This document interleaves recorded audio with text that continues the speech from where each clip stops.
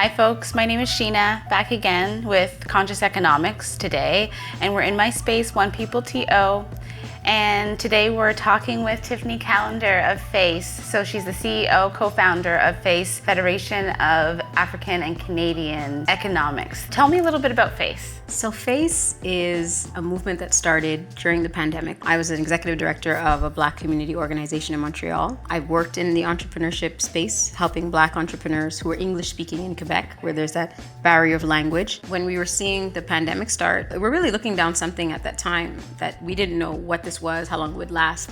And because when you work in community, you think about how everything impacts or affects the people that you serve. Entrepreneurship was one thing. How are our businesses going to survive this pandemic? We need to make sure that this ecosystem or this economic base that we have in our community, which is fragile, is it going to survive this? And that was the spark. How do we react to this situation and give them the support that they need so that at the end of this, those businesses are still there? And that's what FACE was about. It was looking at how are we going to make sure that these entrepreneurs have access to what they need so that they could survive and then thrive. So that's the story of our organization, which is a national organization, a collective of organizations that co-designed with the government of Canada what an entrepreneurship program could look like that support Black businesses. And that means access to capital, it means access to other resources to help increase capacity. And it's about taking stock of what that experience is through a knowledge hub. When we consider all that's necessary to engage communities, that has to be reflected in how we build the actual organization. So it's having people from different regions who experience this country differently depending on where you are. Somebody's experience in the Maritimes will be very different from somebody who's in, Vancouver. Exactly, absolutely, in the prairies. So having regionality be considered when you're building an organization, having that diversity of experience of how you experience Canada as a Black person at the table. So it's bringing all of that wealth of experience, talent, and creating a model that will be able to connect with Black entrepreneurs. All of this came together during a very challenging time, like I mentioned, and then the world was affected by the murder of George Floyd. It's like something shot through the world to say, what are we going to do about this?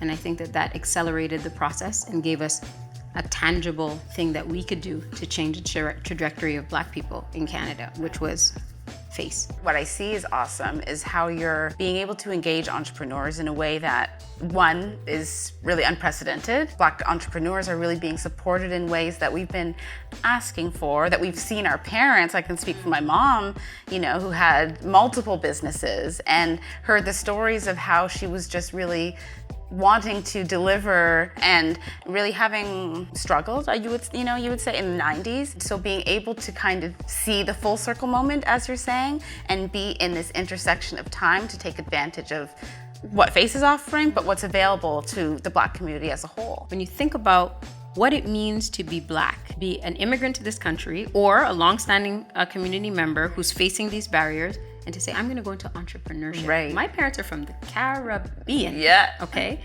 They came here to give me an opportunity to have better education, but that comes with this piece or to it that says, choose what's safe. And safety is go to university, get a job, work at that job really hard, retire, let them give you a pen or a watch if you're lucky, and then go into your retirement calmly. But there are some of us that deep down, we have to create. We have to make a way. We want to lead. We want to be the people that build places where people come to work and grow. But that is what you call risk for a community that feels like there's no safety net for them. It's so real to recognize that we are creating, I think, a safety net.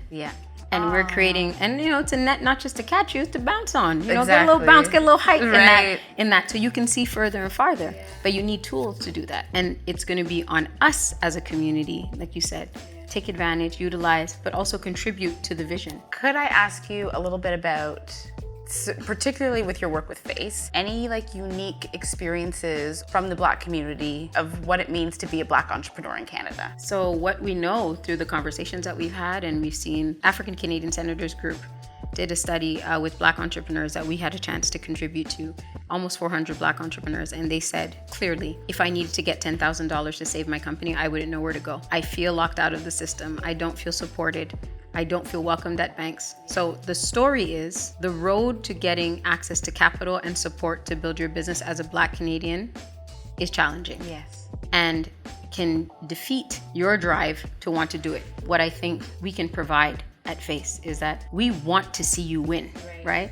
So when you come through the doors, if there's some things that you don't have ready, let us help you find the place to get ready. If you come and you're not quite ready, it's not no, it means not right now. We got to get you ready. Yeah. So even in the language that we use, Right. I want to set you up to For win. success. That's right. Absolutely. Yeah. It's interesting because the work that Face is doing is similar. It's almost like we're parallel with OnePeopleTO in the sense of setting folks up for success. Absolutely. But of course, we're doing it from the avenue of wellness. When we think of wellness, I really mean mental health and how that feeds your success and your well-being so that you can show up and do the work that you want to do and feed into the ideas and move forward your vehicles. Can you speak a little bit to mental health in the Black community? 100%. So first of all, that word alone sends shockwaves, and we resist because in order to survive the society that we're in, we build up what we think is resilience, but it's actually almost like locking off the idea of doing self-checks. It's like, I'm going to stay strong no matter what. Right. So I've always said to folks, I don't really want to talk about your mental health. I want to just see how you feeling inside, right? Yeah. And that, like, just trying to find ways to unlock the conversation with our community, and it should be no different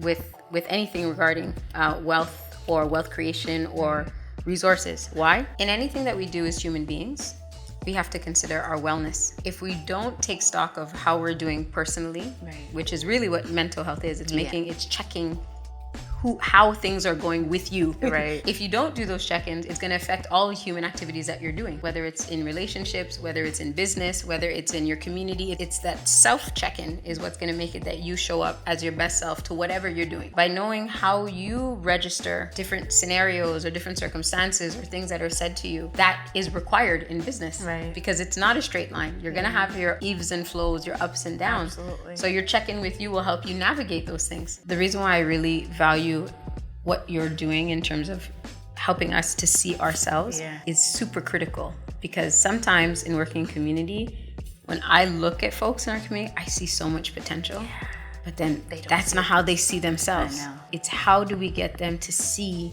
their deep value. their deep value, because then that will be the thing to convince them that they can literally do whatever they decide they want to do in that space and time and where they want to go. So the work that you're doing so people can see themselves, their full selves, see their potential is what's going to guide people down the road of betting on themselves. Thank you so much for saying that. Yeah, it is kind of having this like aware of the cognitive dissonance of like, no, I want more and I can do more. What's stopping me? And I know I'm not the only person. And for me to be able to pass that on just means so much, because it has just given me the drive to be like, hey, you don't have this? That's fine. You don't have this? That's fine. We're going to keep moving forward anyway. Something that you kind of mentioned earlier is how we can, for the pursuit of the goal, kind of block out all of the things just so that we can achieve, Speak to me about other elements of success that's connected to the achievement, but not that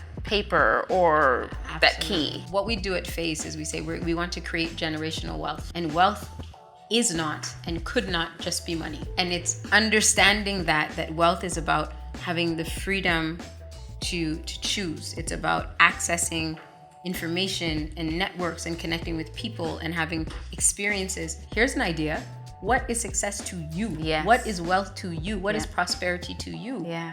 So that you can then define how you grow, where you go with it, because everything in life is about balance, right? You have to be able to say, what is my definition of success? Not what a society has told me will make me successful or seem successful in the eyes of others. Just make sure that you take stock of yourself before you're chasing something that isn't actually yours to be had. Yeah. That's it. Exactly. Right? That's right. I used to have this brunch called Astrology for Success.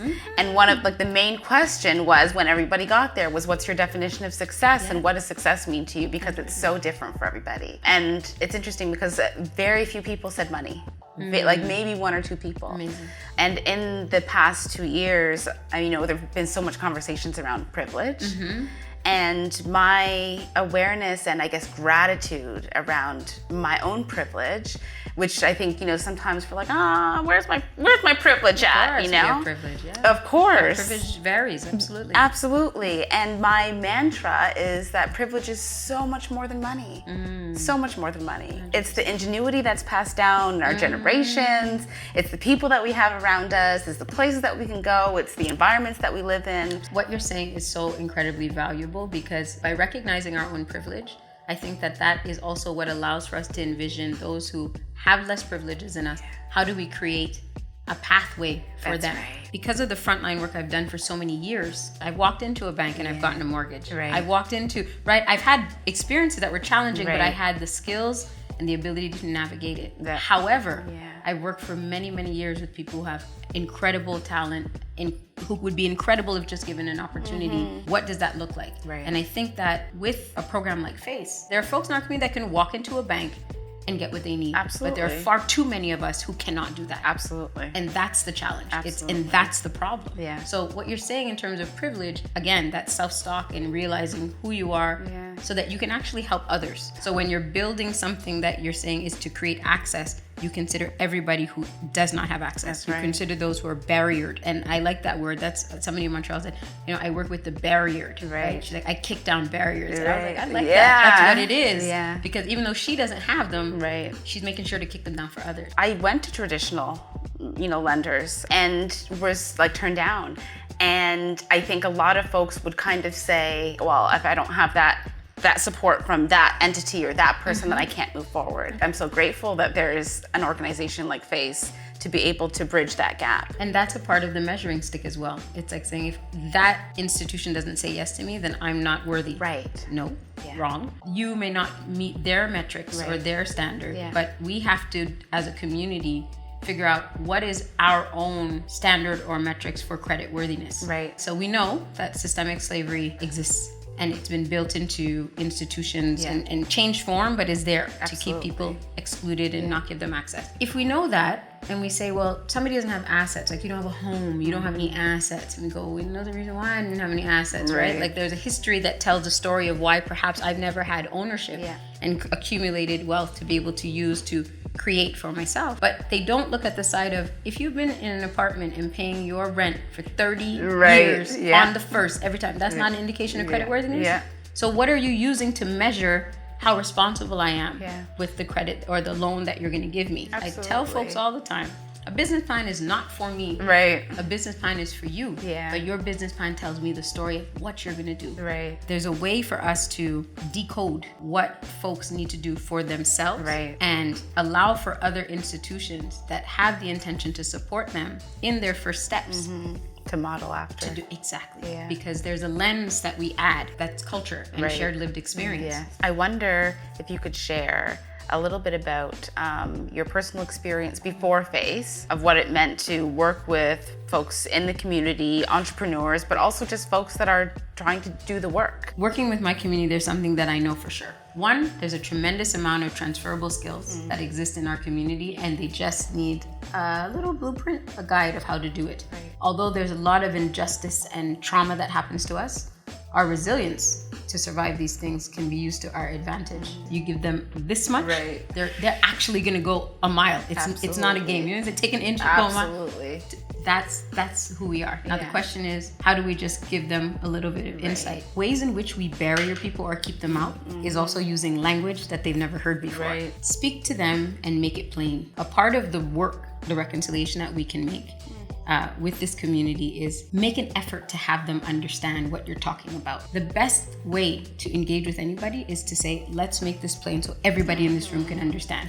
Because once you do that, then you're Access. it's access. That's it. So access can't just be access to capital. It's access to information and That's how you right. present concepts to folks. Yeah. Right? That's the best way for our community to be able to do what I know they can do, which is excel. I think Black folks are such great entrepreneurs. We don't really talk about that. I mean, I don't hear that conversation, but I see it. And, maybe it's because we've been barriered, but and kind of, be able to say like, no, I can do this. I've seen it done, or even if I haven't seen it done, I'm going to do it and figure out a way. Right. I wonder if there are avenues which are untouched, particularly around what it means to support other entrepreneurs, like within the community. In anything that you're trying to explore, you can create a community that has a culture of sharing knowledge, sharing information, a community of practice. These are all things that we can create. And I think because starting a business before was so challenging, you were like the one-off sometimes, right? It's like, I'm gonna start a business for real. Like you didn't know anybody necessarily, you couldn't see anybody. So, but imagine having people around you that have that same desire, that same drive, and they're doing it in different sectors, and you guys can share information, or you know what, I use this software. Did you hear about this? Those are the best spaces to be in, right? And I think that there's an opportunity now. You have entrepreneurs who have been in business for like 20, 30 years, and you have young people who are trying to get into business now. Put them in the same space and let them have conversations about what this is. The community outside of accessing capital can come together to create communities and culture of understanding. That's that support network, right? To that point, I want to say that that each one teach one, or that turn around and pull up. It's also something to grab somebody and drag them into a space, so that they can experience what it is. It's valuable because ultimately new is uncomfortable. And I just want to kind of just speak to that, what it means to pass on generational wealth, what we were talking about earlier, but in the knowledge sense, you know? Having the most information available to me from sources that want to nurture me, because there are sources that give you, that want to deplete. Correct. So that's the part, right? That's wealth. If you look at the experience of people of color, what they've been able to do with the fact that they were not given things that were meant to nurture them so they could advance. We were locked out of information. We were locked out of things that could allow for us to be in an advantageous perspective or position. And we still did the most. So much good, juicy stuff here. Earlier in the conversation, we were talking about mental health and wellness and what it means to, like you were saying, kind of not block out whatever you're experiencing, so that you can really tap into what's going on. One, so it can be addressed, but also two, so that you can process and integrate, so that you can actually show up. What are some things for you, or for the folks that you've worked with, that they've shared maybe, or that you've experienced yourself, that has to do with connecting to your most authentic self, whatever that means? I had a burnout in 2018, where I literally could not do anything for 4 months. And that's because I was ignoring all of the warning signs that my body and my brain were telling me. I knew that I was putting too much pressure on myself to get to deliverables at work and get to milestones. Like, I was not giving myself the right to say, this is too much and we're gonna defer that. The warning signs for me, or when I realized that something was off, is I'm a very social person. And there was moments where I didn't want to be around anybody. So I would sit in my car and not want to go inside of work because I knew that felt like it was gonna draw something off of me that I didn't have. Sign two was, usually the way my brain works is that I can kind of think about what I need to do and then work my way backwards. I couldn't picture what I had to do anymore. So then I felt that brain fog that they talk about. I'd always heard about it, and then I was like, oh, this is it. This is brain fog. And the other part that I can still feel that now is that my kids would be trying to connect with me, and I was just can't. I didn't have it. And I was listening to them, but I wasn't in the moment with them. When I'm usually engaged with my children particularly, everything around is like, I can savor that moment. I'm looking at their little eyelashes. I'm there. It wasn't that anymore. I was in I was frozen in what was going on. I wasn't there. And I ignored that. And I kept going and I kept pushing until one morning I was supposed to get up, and I told my body, get up. And my body said, we're not doing it. KO was not happening. And that's, I said, okay, so this is it. Went to the doctor. Went to see my psychologist, and then they said, you need to stop. And it was 4 months. And here's the good news. Came back to work, the work was still there. They figured it out. And that was a big lesson for me. That one, I don't need to push myself that hard. And the sky is not falling, Chicken Little. You'll be okay, right? I am a very driven person. I want to help people. If you're not in control of what that is, it will take a draw on you. After that experience, I learned to watch myself, Yeah. to know myself. Like, okay, you know what? No, this will be done tomorrow. Right. Clap. I close things, right? I'm okay with also knowing that I'm not doing well that week. So when I am pushing myself too hard, or I'm like, okay, I'm really not balancing this week, but that's okay. I'm gonna get back on track. And I set myself to be like, okay, Saturday, I am gonna veg. I'm gonna lie on this bed. No, I'm not gonna sweep that floor. And no, I'm not taking that phone call, right? And that is giving myself permission to be and recenter. And I know that is speaking to so many folks, to be in your home space and to want to connect with family, or to be in any space, whether it's your family of origin and your soul family, or the family you've created, you know, and to also, of course, to be the entrepreneur, so that you can, you know, give and offer the ideal life that, you know, the idea of success that you want to be able to pass on. I want to see more Black entrepreneurs because there's so much that people have as natural talents, experiences they've collected that they can convert into creating something special that will serve the world or resolve a problem. I think that a lot of the innovation that we need is tucked in to folks who've been told these things or these tools that you have can only be used one way. Right. And that is just not true. You can convert your experiences, convert your world's view, convert your education, convert your self-education into business. And then you can become the master of your own destiny and become the employer you never had. That's really what being a business owner is about. It's about finding your space in the market that'll differentiate you and make you different, and make you special and make it that people want to be with you. And sometimes that can be from having a negative experience and saying, I could do that differently, I could do it better. Exactly. So I would love to see that transfer of knowledge, understanding, life experience, create business. That, for me, is why I want to see more Black people get into entrepreneurship, because we have a lot to give to this market. There's so much freedom in entrepreneurship. So for folks that are naturally creative, that have ideas that can really be solutions to one, of course, our community, the Black community, but for the whole world, really basing it on practical experience or lived experience, being able to harness opportunities that you particularly have because of what you've been through. And so there are unique opportunities for folks that may not have been touched yet because they haven't done it. We have had some liberties, but what people want is freedom. Yes. Freedom of choice. Exactly. Freedom to guide themselves.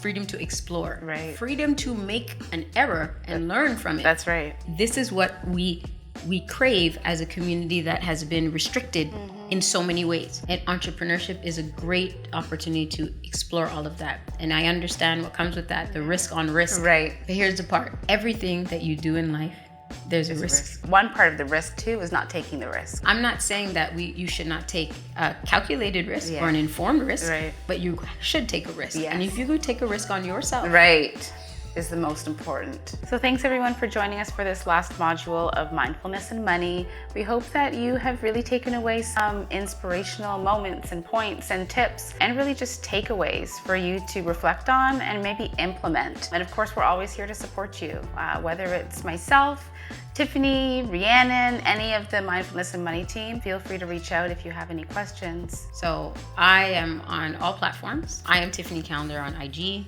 Tiffany Callender LinkedIn, Tiffany Callender Facebook, Twitter as well. You can find Face Coalition at facecoalition.com. We have our own podcast called TOC, The Other Canada, where we talk to folks about what their experience is in Canada and those who don't often find themselves behind a mic or ability to amplify their story, which is so powerful. Join the movement. Fantastic.